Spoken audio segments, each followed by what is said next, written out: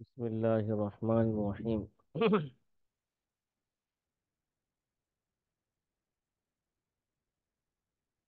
قال النبي صلى الله عليه وسلم: من أفتى الناس بغير علم كان اسمه على من أفتاه، أو كما قال عليه الصلاة والسلام.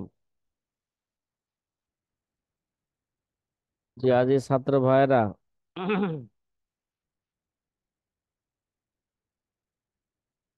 আমরা ফতুয়ার লেখার কিছু আদব নিয়ে বা বিভিন্ন বিষয় নিয়ে কি করতেছিলাম, আলোচনা করতেছিলাম।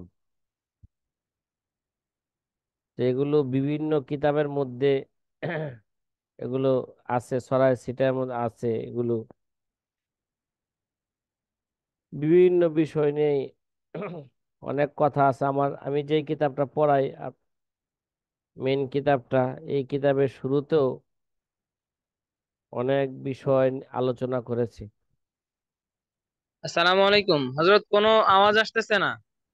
আওয়াজ কি বন্ধ? আপনাদের কাছে যাচ্ছে না আওয়াজ? কেউ কি আমার আওয়াজ জি, শুনতেছেন না? জি, শুনতে পাচ্ছি হযরত তো আমি আপনার। শুনতে পাচ্ছি। তো কোন ভাই বলতেছেন যে আওয়াজ শোনা যাচ্ছে না? জি, এটা তো এবার ভাইয়ের শোনা ফোনে। যাচ্ছে।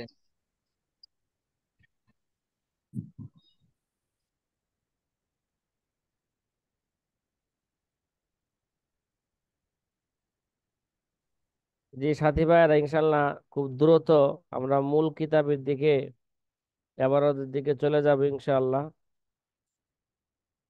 তারপরেও যেহেতু কিছু কথা, পরের কথাগুলো মানে তামরিনের কিছু কথা আবারও আপনাদের সামনে পেশ করতেছি।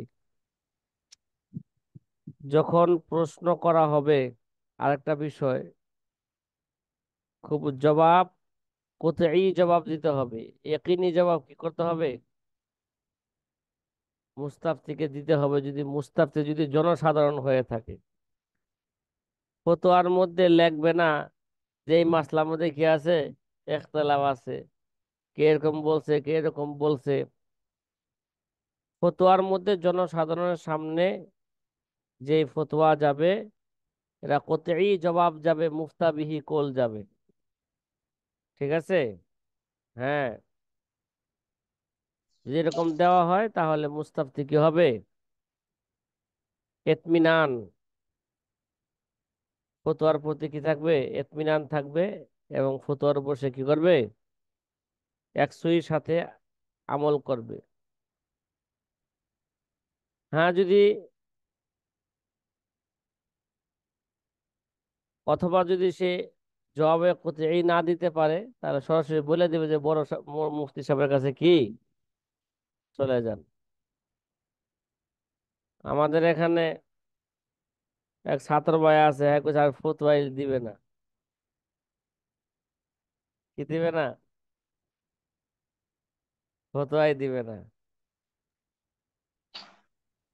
হ্যাঁ, যদি কোনো উলামায়ে কেরাম কি করে, প্রশ্ন করে, তাহলে তার জবাবের মধ্যে উলামায়ে কেরাম, ভালো উলামায়ে কেরাম যদি লেখে, তাহলে তার জবাবের মধ্যে সে বিভিন্ন কৌল লিখতে পারে, এবং কোন কৌলের উপর ফতোয়া হবে সেটাও তাকে কি দিবে, বলে দিবে। এছাড়া জনসাধারণের ফতোয়ার মধ্যে কি লিখবে না, কোনো ইখতিলাফ লিখবে না যে ইমাম আবু হানিফা এরকম কইছে, ইমাম আবু ইউসুফ কি বলছেন, এরকম বলছেন। কথা কি ভাই বুঝে আসছে? হ্যাঁ, কথা বলেন না। জি, বুঝে আসছে। তে জবাবের জবাবের লেখাটা কিরকম হইব, এটা একটু লক্ষণীয় বিষয়। লক্ষণীয় বিষয় হলো, জবাবের লেখাটা একেবারে ঘন হইব না, আর একেবারে কি আবার পাতলা হইব না যে মাঝখানে আর একটা লাইন লেখা যায়। কথাটা কি বুঝতেছেন? হ্যাঁ। এবং জবাব যে লিখবে, এটা বিভিন্ন কালি ব্যবহার করবে না, এক কালি কি করবে, ব্যবহার করবে। কথা কি বুঝছেন? হুম। আর জবাব সবসময় কি হবে, চেষ্টা করবে জবাব সংক্ষিপ্ত এবারতে দিবে।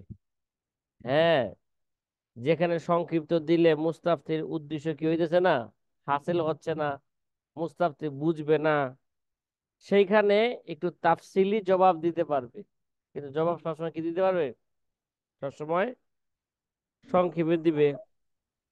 যেমন মনে করেন মুস্তাফি জিজ্ঞাসা করছে, এই এটা জায়েজ না না জায়েজ, কথা কি মুস্তাফি জিজ্ঞাসা করছে কি, হাল ইয়াজুজ আমলা, এটা জায়েজ না না জায়েজ, তখন জায়েজ হলে জায়েজ, না জায়েজ হলে কি না জায়েজ, এভাবে লেখা যাবে সংক্ষেপে। কিন্তু জিজ্ঞাসা করছে কি জায়েজ না না জায়েজ, তার মানে মাসালার সুরত তার জেহেনে আছে, সে আগে প্রশ্নের মধ্যে উল্লেখ করছে, তো এখন শুধু জিজ্ঞাসা করছে এই সুরতটা জায়েজ না না জায়েজ, তখন সে লিখতে পারবে কি না জায়েজ বা জায়েজ। আর যেখানে শুধু এত সংক্ষেপে লেখলে যদি বোঝা না যায়, সেখানে একটু কি লিখবে, একটু জবাবটাকে একটু লম্বা করবে, স্পষ্ট করবে। জি, মঈনুল ইসলাম ভাই, আপনার ভিডিও বন্ধ রাখলে ভালো হয়। জি, আরেকটা বিষয় আমরা জানবো, জবাবের মধ্যে কি লেখা, দলিল লেখা। আসলে জবাবের মধ্যে তো আমরাও কি লিখি, জবাবের পরে আমরা লিখবো আল আদিল্লাতু শুরঈয়া, এগুলো বলা হয়েছিল না আগে। হ্যাঁ, এই জবাব যে দলিল যে লিখবো, এগুলো জনসাধারণের প্রশ্ন করলে দলিল লেখার তেমন কোনো কি নাই, প্রয়োজন নাই। ঠিক আছে, শুধু সোয়াল অনুযায়ী কি লিখে দিবে, জবাব দিয়ে লিখে দিবে। হ্যাঁ, মুস্তাফি যদি দলিল চায়, কথা বলেন না, মুস্তাফি যদি দলিল চায় তখন কি লিখবে, দলিল লিখবে। হ্যাঁ, আর মুস্তাফি যদি আলেম হয় অবশ্যই কি লিখবে, দলিল উল্লেখ করবে। আর মুফতি যদি এরকম হয়, সাধারণত দলিল ছাড়া তার কথার উপর কি হয় না, মানুষের এতেমাদ নাই, তাহলে মুফতি, ওই ধরনের মুফতি কি করবে, সবসময় দলিল লিখবে ফতোয়ার মধ্যে। কথা কি বুঝছেন? হ্যাঁ। আর যদি আরেকটা বিষয় হইলো, মুফতি এমন কোন মাসালার জবাব দিবে না যে মাসালার মধ্যে কি আছে, ঝগড়া আছে, এগুলো কাজীর কাছে বাড়ায় দিবে, ইসলামের কাজী আছে না, হুজুর, যে মুফতির সামনে যদি এরকম মাসালা আসে যার সম্পর্ক বিচারের সাথে, যার সম্পর্ক কি ঠিক আছে, অথবা দুই ফরিকের মাঝে কি চলতেছে, ঝগড়া চলতেছে, ঠিক আছে,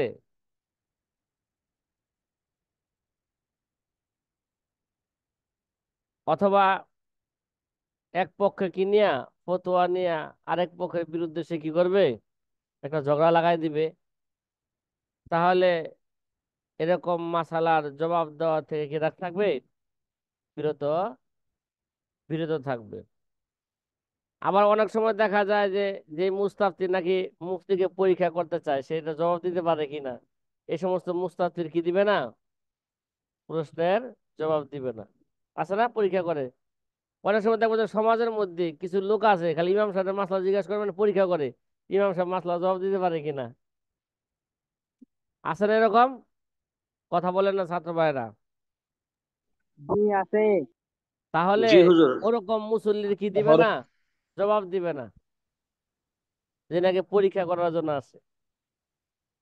ওই বাংলা কিতাব দেখে দেখাইছে আর একটা, আপনি কোছেন কি আর একটা, কই যে হুজুর পারে না, সমাজের মধ্যে কি করব, সারা সমাজে হাঁটবো আর কইবে যে হুজুরে একটা মাসলা জিজ্ঞাসা করছিলাম, হুজুরের মাসলাটা কি পারে নাই। তবে কথা কি বুঝতেছেন? হ্যাঁ। জি। আচ্ছা। জি আলহামদুলিল্লাহ। আরেকটা বিষয় হইলো যে ফতোয়ার জবাব লাগবে কোন অবস্থায়, যখন তবিয়ত কি আছে, সর্বদিক দিয়ে কি আছে, দা আছে। মেজাজ, তবিয়ত কি আছে, সর্বদিক দিয়ে ঠিকঠাক আছে। তবিয়ত মনে করেন পেরেশানি অবস্থায় কখনো প্রশ্ন কি দিবে না, জবাব দিবেও না, মৌখিকও দিবে না, লিখিত কি ফতোয়া লিখবে না। দেখবেন যে অনেক ডাক্তার আছে খুব পেরেশানির মধ্যে রুগী দেখতেছে দেখতেছে, প্রেসক্রিপশনে কি লেখা দিছে, ভুল লিখে দিচ্ছে, চিকিৎসা কি হইতেছে, ভুল হইতেছে। এরকম আছে না?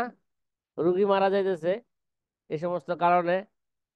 এর জন্য এটাও তো, ফতোয়া তো একটা রুহের একটা কি ঔষধ। কথা কয় না, আল্লাহ পাকের যত বিধি বিধান আছে সবগুলো কি, এটা রুহের, রুহের খোরাক এগুলো। এটা উল্টা পাল্টা হলে রুগী কি যাবে, মারা যাবে। এর জন্য সব সময়, হ্যাঁ, যে পেরেশান মুক্ত অবস্থা যখন থাকবে, টেনশন মুক্ত অবস্থায় যখন থাকবে, তখন প্রশ্নের কি লাগবে, জবাব লাগবে। আর যদি টেনশন থাকে, পেরেশানি থাকে, অনেক সময় দেখা যায় বউর সাথে রাগারাগি করে আছে, তোর মেজাজ ভালো থাকবো?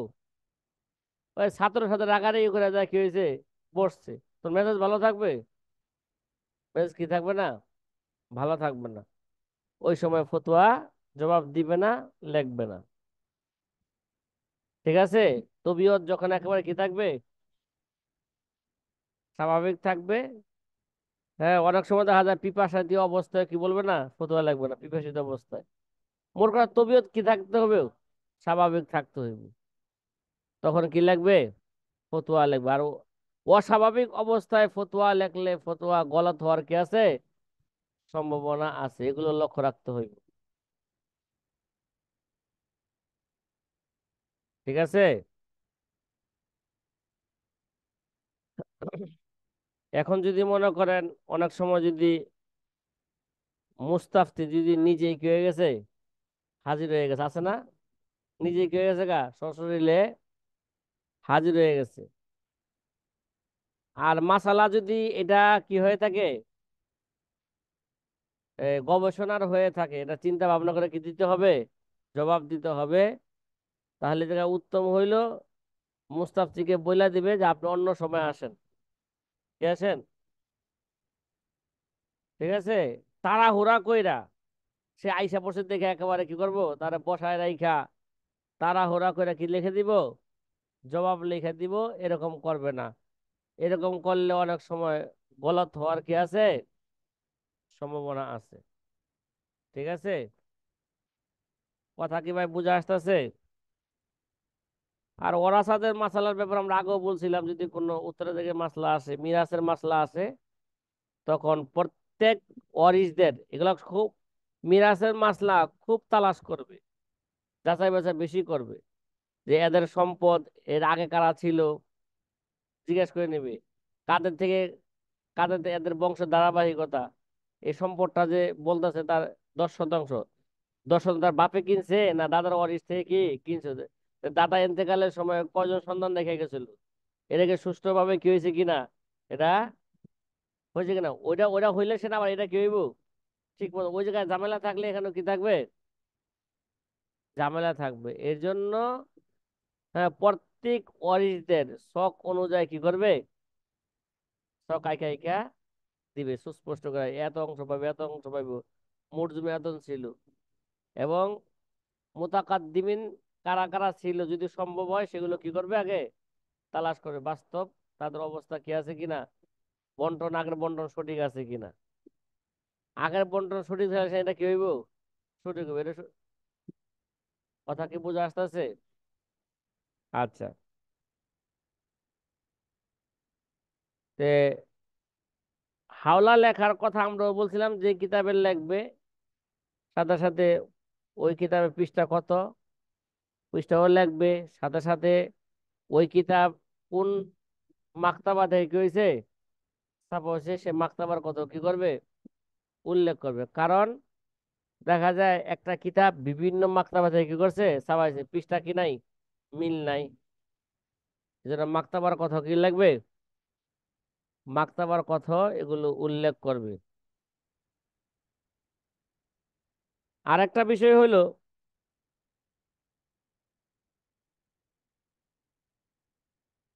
যদি মুস্তাফতি যেই কাগজে প্রশ্ন করবে, যে কাগজে কি করবে, প্রশ্ন করবে, যদি ওই প্রশ্নের পরে যদি জায়গা থাকে, ঠিক আছে, মানে আল জবাব বিসমিল মুলহিমি সিদক সব লেখার পর যদি বাংলা এক লাইন লেখা যায়, তারপর ওই জায়গা কি করবে না, ছাড়বে না, ওইখান থেকে কি করবে। কারণ হয়তো পারে পরবর্তী যদি জায়গা ছাইড়া দেয়, মুস্তাফিজ যদি আরো দুই এক লাইন পরবর্তীতে বাড়ায়, কথা কয় না, বা কোনো প্রশ্ন বাড়া হালাইছে, পরে দেখাবে যে হুজুর তো কি দেয় নাই, এই প্রশ্ন কি দেয় নাই, জবাব দেয় নাই, বা একটা পেঁচ লাগাই দিব। এই জন্য আদবে ইফতার মধ্যে আছে যে সোয়ালের যে পার্চা আছে, যদি এরকম হয়, যদি পূর্ণ জবাব ওই পৃষ্ঠার মধ্যে না আসে, তাহলে কি করবে, তাহলে শুরু থেকেই নতুন কাগজ কি করবে না, ব্যবহার করবে না, ওইখান থেকে শুরু করবে, শুরু কইরা তার পিছনের পৃষ্ঠা কি যাবে, জবাব পিছনের পৃষ্ঠা চলে যাবে। যদি পিছনের পৃষ্ঠাও যদি জবাব লেখা শেষ হয়ে যায় পিছনের পৃষ্ঠা, তখন নতুন পৃষ্ঠা নেবে, এর আগে কি নেবে না, নতুন পৃষ্ঠা ব্যবহার করবে না। আর একটা কথা আপনাদেরকে বলছিলাম যে এরা কানে বাজাইবে, বারবার কি করবে, একটা তো নিজের কানে বাজাইবে, কান হইলো কি বলছিলাম, প্রধান সম্পাদক, তারপরে চোখ হইলো সহকারী সম্পাদক, তারপরে দেমাগ হইলো সহকারী সম্পাদক, আর চোখ হইলো সহ সহকারী সম্পাদক। আরেকটা বিষয় হইলো, আপনি যেই ফতোয়া লিখবেন, এই ফতোয়া আহলে মজলিসের সামনে কি করবে, আগে পড়বে, চাই সে ছাত্র হোক না কেন, উস্তাদ লেখছে ছাত্রদের সামনে পড়বে, তাহলে পড়লে কি হইব, এটা যদি কোনো ভাষাগত ভাবে যদি কোনো জটিল থাকে, জটিলতা থাকে, সেটা দূর হইবে। হয়তো শোনার পরে কারো জেহেনে আসতে পারে, হুজুর এই জবাবটা তো এরকম হইলে ভালো হইতো, মনে হচ্ছে কেন, এর বিপরীত কি আছে, দলিল আছে। এর জন্য সতর্কমূলক সব সময় কি করবে, এরা মশওয়ারা হিসাবে সব সময় আহলে মজলিসের সামনে কি করবে, আগে এরা ফতোয়া রাখবে, দেখেন তো ভাই আমার জবাবটা কি হয়েছে কিনা, সঠিক হয়েছে কিনা। কথা কি বুঝছেন ভাই? হুম। নিজে নিজে কি করবে না, নিজে নিজে হামচুনি মান ডাঙ্গরের নিচ এরকম কি করবে না। এই জন্য এটা ফতোয়া আল্লাহ পাকের পক্ষ থেকে কি করা, দস্তখত করা। এই জন্য খুব চিন্তা ভাবনা কইরা কি করবে, জবাব দিবে। আর একটা বিষয় হলো, মুস্তাফি যদি একটু কম আকলওয়ালা হয়, হ্যাঁ, জ্ঞানী না হয়ে থাকে, নিজে নিজে কি করে, অনেক নিজে নিজে বেশি বুঝে, এরকম আছে না মুস্তাফি, কথা কন না, তাহলে এই ধরনের মুস্তাফতি হইলে তার সাথে ঝগড়া যাবে না, ঠিক আছে, তাকে সুন্দরভাবে নরম ভাষায়, হ্যাঁ, একে বুঝাই দিবে, বলে দিবে। আছে না বেশি করে, কম আকলওয়ালা, মেজাজ গরম করবে না, এই জন্য এর কারণে ধৈর্য সহকারে এরে বুঝাই দিবে। আরেকটা হইলো এটা আমরা গত বছর একটা এই খাতা কিনছি, তোমার এটা ভালো করে স্মরণ রাখো, বাইরে থেকে যত ফতোয়া আসে, এই ফতোয়া দেওয়ার আগে নিজেদের রেজিস্ট্রির খাতা আমাদের কি করতে হবে, এই ফতোয়া লিখে রাখতে হবে।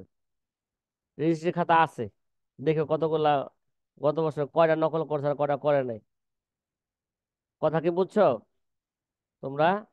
আমাদের রেজিস্ট্রি খাতা আছে, নিয়ম হইলো ফতোয়া কি করবে? মনে করেন বাহির থেকে ফতোয়া আইছে, আপনি লেখা দিয়ে দিলেন, তাহলে আপনার কাছে কি থাকলো? একটা প্রমাণ থাকতে হইব না, আমি এই জবাব লিখছিলাম। অথবা এটা মুস্তাফিজকে বলবেন যে ফটোকপি দিয়া যান।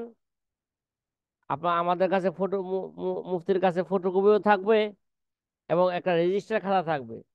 এই ফতোয়া যারা লেখা হইলো, কে লেখলো, কি লেখলো, রেজিস্টার খাতার মধ্যে কি থাকবে? এটা এটা উল্লেখ করা থাকবো। তাহলে মুস্তাফিজ চলে গেল, আমরা কি জবাব দিছিলাম একটা কি রইলো, একটা প্রমাণ থাকলো। কি জবাব গেছে, কি দলিল গেছে। কথা কি বোঝা আসতেছে?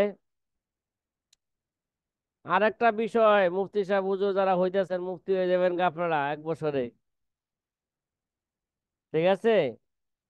কোন বাচ্চা এবং মহিলার হাত থেকে সরাসরি প্রশ্নের কাগজ নিবে না। কথা কয় না, মুফতি কি নিবে না?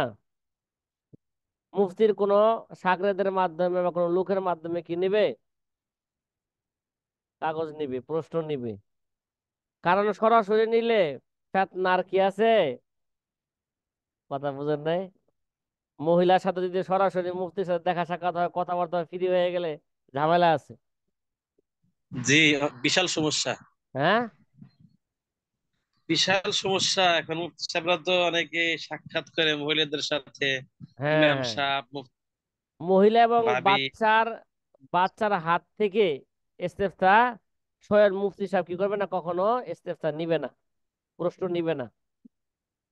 এখানে কি আছে? ফেতনার কি আছে?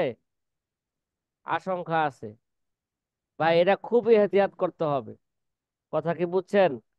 খাস করে যে আপনার রুমের ভিতরে ঢুকে যাবো গা মহিলা আইসা, ফতোয়া জিজ্ঞাসা করবো, না না না, কেন আসছে আগে সাগরিদ বা করা লোক দিয়ে কি করবে, এক জায়গায় বসাইবে, কেন আসছে, কি চায় সে, হ্যাঁ, তার মাধ্যমে নিবে। সরাসরি নিজের রুমে বসায়া, হ্যাঁ, বসায়া ফতোয়া নিব না, আর ইয়েও করবে না। এটা ফেতনার কি আছে? আশঙ্কা আছে। তবে কথা কি বুঝতেছেন? জি, আলহামদুলিল্লাহ। এই ধরনের বহু কথা আমাদের আকাবেরা বিভিন্ন কিতাবের মধ্যে আরো অনেক কথা লেখছেন। আরেকটা কথা হইলো, যদি রাস্তার মধ্যে অনেকে ফতোয়া জিজ্ঞাসা করে, ঠিক আছে, কথা কয় না, জিজ্ঞাসা করে না রাস্তার মধ্যে। জি, রাস্তা জিজ্ঞেস করে আর কি। জি, হ্যাঁ, যদি এরকম ফতোয়া হয়ে থাকে যেটা একেবারে জহের সুস্পষ্ট, তার দলিল আদিল্লা জানা আছে, ইয়াকিন আছে, কি, তাহলে সে রাস্তার মধ্যে জবাব দিতে পারবে।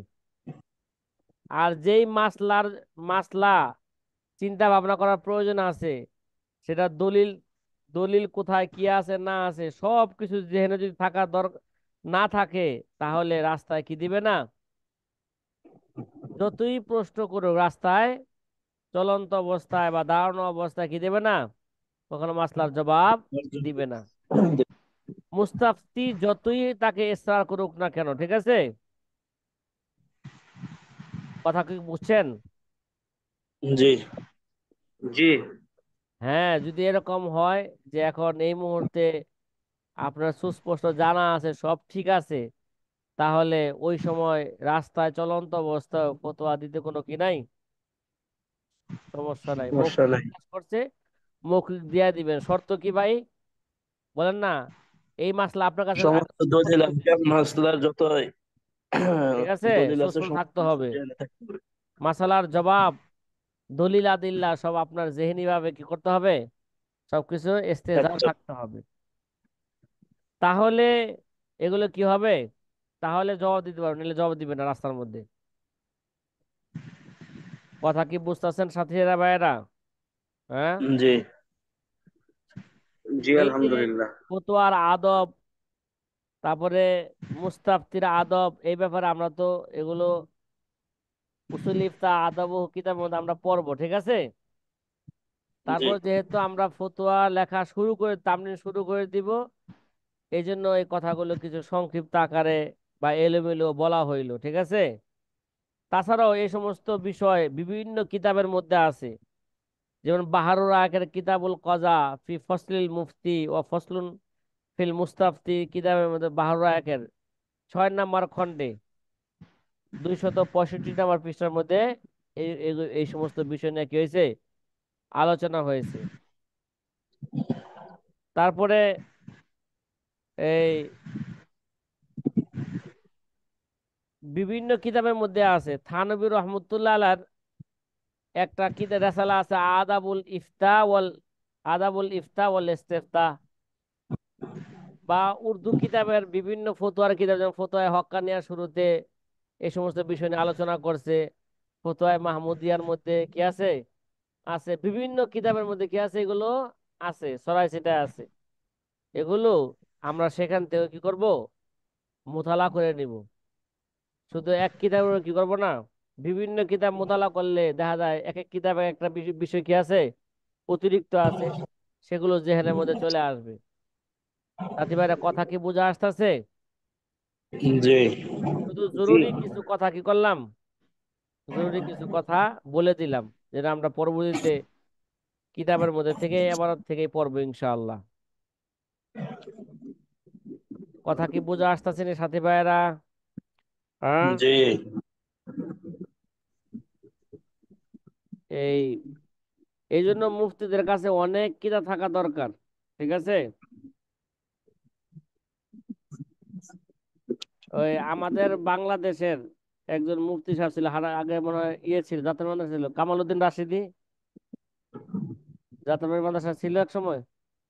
এখন কোথায় আছে হুজুরে? যা- আলাদা মাদ্রাসা করছে, আগে যাত্রাবাড়ি ছিল না? যাত্রাবাড়ি আছে না নাই এখন?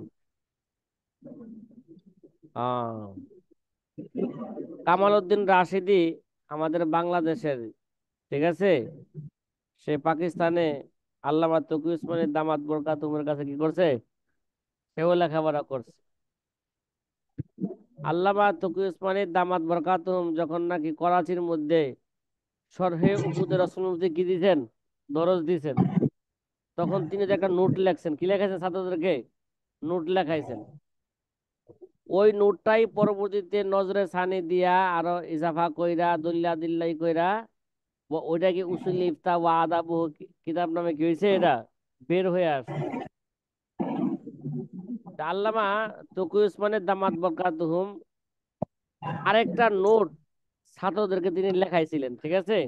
কথা কয় না, আরেকটা নোট যে ছাত্রদেরকে লেখাইছিলেন, তে ওই নোটটাও পরবর্তীতে আল মিসবাহ নামে কি হয়েছে, আল মিসবাহ নামে ছাইপে আসছে। আর এটার তারতিব দিছে কেডা, কামাল উদ্দিন রাশিদি। ছাত্র উস্তাদে বলছে এটা কি তো এইভাবে তারতিব দাও, সেইভাবে তারতিব দিছে। ছাত্র ভাইরা, কথা কি বোঝা আসতেছে? হুম। জি। আরো কিছু জরুরি কথা আমরা সামনে আলোচনা করব যখন ফতোয়া দিব। জাদিদ কোনো মাসালা আসলে সেই ফতোয়া কিভাবে দিব, ঠিক আছে। আর আরেকটা কথা সবসময় খেয়াল রাখবেন, যে আমাদের যে শরীয়তের যে বিধান, ঠিক আছে, হুকুম, এই হুকুমের মাদার হচ্ছে ইল্লতের উপর, হেকমতের উপর না। গত আলোচনা অনেক অনেক পাবলিকে কি চায়, হেকমত চায়। হেকমত কি, হেকমত কি, না না, হুকুমের মাদার কিসের উপর, ইল্লতের উপর। হুকুমের মাদার কি নয়, হেকমতের উপর নয়। কথা কি ভাই বুঝে আসতেছে? জি। হ্যাঁ। আচ্ছা। তে আমাদের যত জাদিদ জাদিদ মাসালা আসবে এগুলোর জন্য, ঠিক আছে, এগুলোর জন্য ফতোয়া কিভাবে দিবি, ঠিক আছে। যেমন অনেক জাদিদ মাসালা আছে সরাসরি ফেকার এবারতের মধ্যে নাই, আছে না? জি। ঠিক আছে। জি। তাহলে ওই সমস্ত মাসালার জবাব যদি সে দিতে চায়, তাহলে এইভাবে দিতে হবে। আগে ফেকার কিতাবগুলো, কুতুবে ফেকাগুলো খুব গাহারাই নজরে কি করতে হবে, আগে মোতালা করবে, ঠিক আছে। যদি কোনো জুজ পাওয়া যায়, এর উপর কি দিবে, ফতোয়া দিবে। আর সরাহাতান জুজ পাওয়া গেলে গা, আর সরাহাতান জুজ না মিলে, ঠিক আছে, কথা কর না। জি জি আর সে যদি ওই ওই ধরনের ওই স্তরের মুফতি না হয়ে থাকে, তাহলে এই তার এলাকার বা তার থানার বা তার জেলার যে বড় মুফতি আছে বা দেশ আছে, তার কাছে কি করে দিবে, হাওলা করে দিবে। তবে কথা কি বুঝতেছে? জি জি আর যদি সে মনে করেন যে মুস্তাহিদের এরকম মুফতি বালেগের নজর, মানে মুস্তাহিদের দরজায় পৌঁছায় গেছে এবং আমাদের উসুল এবং কাওয়ায়েদ সম্পর্কে ভালোভাবে তার কি আছে, অবগত আছে, জব্দ আছে, তাহলে যদি সে এই যদি সরাহাদান কোনো জুজ না পায় ফেকার কিতাবে, তাহলে সে কাওয়ায়েদ এবং কে নাজায়েরকে সামনে রাইখা সে কি করতে পারবে, মাসালার জবাব ইচ্ছা করলে দিতে পারবে, ঠিক আছে। জি জি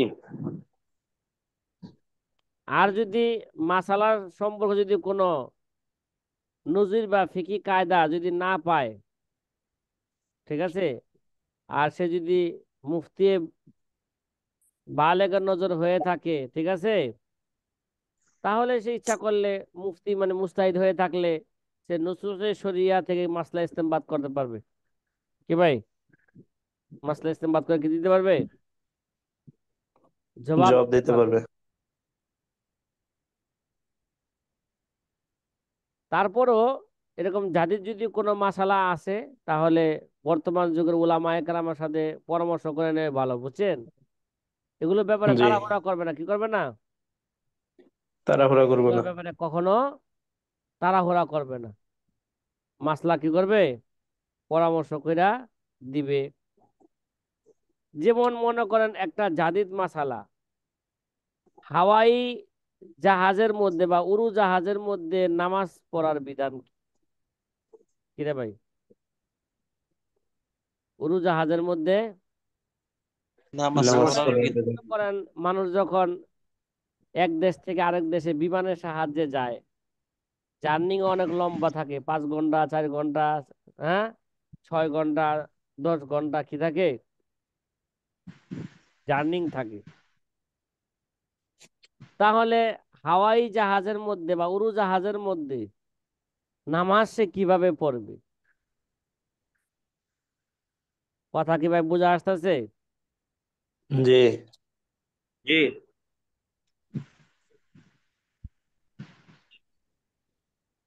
কে কেউ তো বলছেন যে, কিরে ভাই, কোন কোন ওলামায়ে কেরাম বলছেন হাওয়া উড়োজাহাজের মধ্যে তারা নামাজ পড়তে কি করছেন, নিষেধ করছেন, ঠিক আছে। কয় কেন উড়োজাহাজে নামাজ পড়া যাবে না, কেন লেগা, যে ফুকাহায়ে কেরামের সংজ্ঞা অনুযায়ী যে সেজদা যে দিবে, সেজদা দিবে না, সেজদা সেজদা কোথায় দিবে, আলাল আরদ কইছে না, জমিন। তা হাওয়াই জাহাজের মধ্যে কোনো কি নাই, আলাল আরদ নাই, জমিন নাই। সুতরাং যেহেতু সেজদা দেওয়ার জায়গাই তো নাই, ঠিক আছে,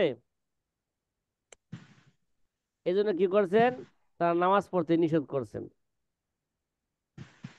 কারণ আমাদের ফেকার কিতাবে কি আছে বলেন তো, ফেকার কিতাবে আছে ওয়াজউল জাবারাতি আলাল আরদি আও আলা মা ইয়াস্তাকিরু আলাইহা, মানে কপালকে রাখবে জমিনের উপর, অথবা আলা মা ইয়াস্তাকিরু আলাইহা, কি, যার উপর তার কপাল কি হয়, স্থির হয়, স্থির থাকে। নাকি যার উপর যার কপাল উপর রাখলে কি হবে সে, তাহলে হাওয়াই জাহাজ তো কি নয়, উড়োজাহাজ তো, এটা জমিন না, কথা কন না, জি কথা কন না। আর ওড়ার সময় তো সে জমির মধ্যে কি লাগে নাই, ট্যাকও লাগায় নাই, ট্যাক লাগাইছে, তাহলে স্থির জি আছে, না। কথা কর না। জি না। এই জন্য এই বাহ্যিক দৃষ্টিতে ওয়াজল কে জাবাহাতি আলাল আরদি, এই এটা দেখা অনেকে কি বলছেন, না হাওয়াই জাহাজে কি করা যাবে না, নামাজ পড়া যাবে না। যাবে না। কথা কি বুঝছেন? এই এবারত যখন জি। নাকি আমাদের ফুকাহায়ে কেরামরা আনছেন, ওই সময় কি হাওয়াই জাহাজের কোনো চিন্তা করা গেছে? জি না। না। সাহাবায়ে কেরামের যুগে কি বা তাবেঈনদের যুগে কি এরকম যে বিমান আকাশে উড়বে, এরকম কি কল্পনা কি আসছে? কথা কন না। জি না। আসে নাই। যদিও আল্লাহ তাআলা বলছেন ইয়াখলুকু মা লা তা'লামুন, ভবিষ্যতে আমি এমন জিনিস সৃষ্টি করব যা তোমরা জানো না। যে উড়ো জাহাজ যে এইভাবে বানাইবো, মানুষে আল্লাহ বানাইবেন মানুষ দ্বারা, সাহাবায়ে কেরাম কি এটা কি এভাবে চিন্তা করছে? জি না। তাবিয়ে কিবারা কি এরকম চিন্তা করছে? জি না। কথা কন না। করে নাই। তাইলে যখন নাকি এই যে সেজদা কাকে বলে, অজল কে জাবাহাতে আলাল আরদি, ফুকাহায়ে কেরাম তো এই সংজ্ঞা তো ওই সময় দিছেন যখন তাদের জেহেনের মধ্যে কি ছিল না, এরকম উড়োজাহাজের কোনো কল্পনা তাদের জেহেনে আসছিল না। ঠিক আছে? জি। তাহলে তারা তাদের জামানা হিসাবে আরদুন শব্দ বইলা এরকম জায়গায় উদ্দেশ্য নিছেন যার উপর, ঠিক আছে, বলেন না, জমিন কাকে বলে, মানে যার উপর আসানির সাথে কি করা যায়, চলাফেরা করা যায়। জমিন দ্বারা কি বোঝাইছেন?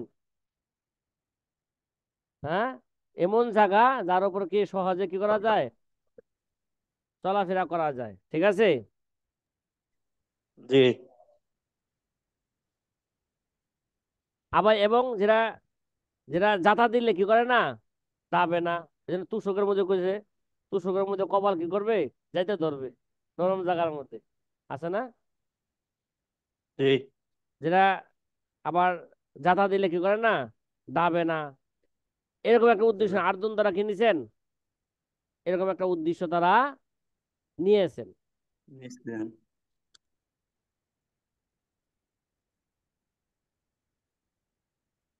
তাহলে এখন বর্তমান যুগে, ঠিক আছে, বর্তমান যুগে এই গুণটা শুধু জমিন এবং জমিনের মধ্যে ট্যাক লাগানো কি জিনিসের উপরই করা যায়।